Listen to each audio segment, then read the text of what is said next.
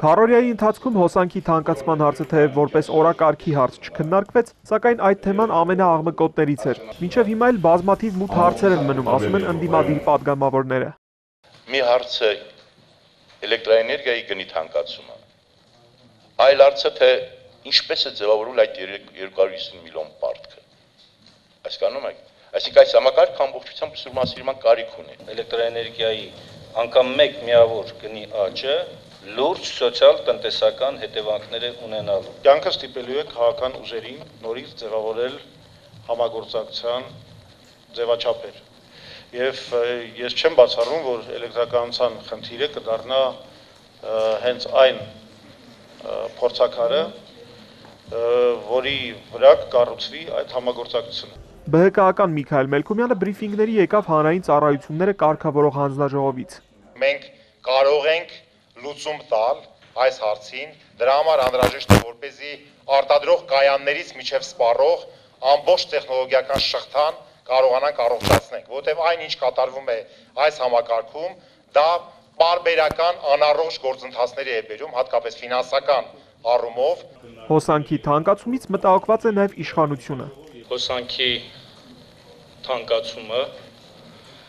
ոչ միայն կբերի սպառման ծավալների նվազման, կարծում եմ, որ դա բացասական հետևանքներ կարող է ունենալ նաև տնտեսական ակտիվության վրա, որը պետք է մտահոգիչ լինի նաև հենց հետ ղեկավարության համար։ Քարորիայի մյուս հարցը, որի քննարկմանը խորհրդարանը մոտ 1.5 օր հատկացրեց, գլխավոր դատախազի հաղորդումն էր։ Սրա մասին պատգամավորները ելույթներով հանդես գալու հնարավորություն կունենան հաջորդ քարորիային։ Սա իսկապես ողջունել է, որ արդեն խորհրդարանը կարողանում է կանոնակարգով օրենքի ուժ տալ դատախազի ելույթով հանդես գալու այդ հնարավորությունը ընձեռեց։ Հավատում եմ Գևորգ Կոստանյանի հայտարարությանը,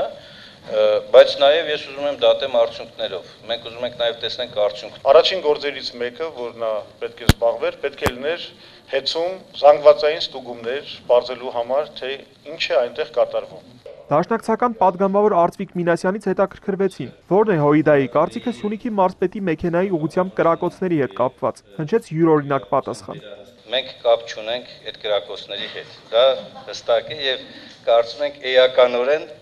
կփոքրացնի կասկածյալների շրջանը։ Լրագրողները նկատել են, որ ինչ ազգային ժողովի նիստերը սկսել են Հայաստանի հեռուստաալիքներից մեկով ուղիղ հեռարձակվել, չափազանց ակտիվ է դարձել օրինաց երկիրը։ Հովհաննես Մարգարյանն ասում է, ՕԵԿ-ը միշտ է այդպես աշխատել։ Հիմա եթե ուղիղ հեռարձակվում ենք բոլորս։ Ես միայն ողջունում եմ դա, առանցին մի պատգամավոր չի հեռարձակվում։ Կեպազրույցների ներկայացած պատգամավորներն անդրադարձան նաև Ռիգայում ընթացող արևելյան գործընկերության գագաթնաժողովին, հիմնականում միանման դիրքորոշմամբ, ճիշտը բալանսավորված եւ միմյանց չբացառող գործակցությունն է։ Հայաստանի կողմից վարվող հավասարակշռված բազմավեկտոր քաղաքականությունը բավականին բարձր գնահատականի է արժանացել ոչ միայն տարածաշրջանում, այլ նաև Եվրոպական միության մեջ եւ հատկապես երեք այդ մասին նշեց Անգելա Մերկելը, Գերմանիայի կանցլերը։ Այս պայմաններում Հայաստանը իսկապես պետք է մանյովրի։ Շատ կարևոր է, որ ըմբռնում կա եվրոպական առաջատար երկրների կողմից անպայման շեշտվել է ոչ թե կամ-կամի, այլ եւ-եւի անհրաժեշտությունը, որը մենք նույնպես կիսում ենք, ես որպես ուրեմն համապատասխան քաղաքական ուժի ներկայացուցիչ եմ ասում, իհարկե լինելով Եվրասիական տնտեսական միության կազմում, մենք ընտրել ենք Հայաստանի անվտանգությունը։ Իրական բանալին մեր հարաբերությունների եւ Եվրոպական միության, եւ Ռուսաստանի, եւ Միացյալ Նահանգների դա իրենց շահերի ներդաշնակեցումն է։ Քարորյան ավարտվեց, աշխատանքը ոչ, արդեն երկուշաբթիից սկսած խորհրդարանի մշտական հանձնաժողովները սկսեն լսել 2014 թվականի պետական բյուջեի կատարման մասին կառավարության հաշվետվությունը։ Ահարոն Հայրապետյան, Ալեքսանդր Կիրոյան, Էպիկենտրոն։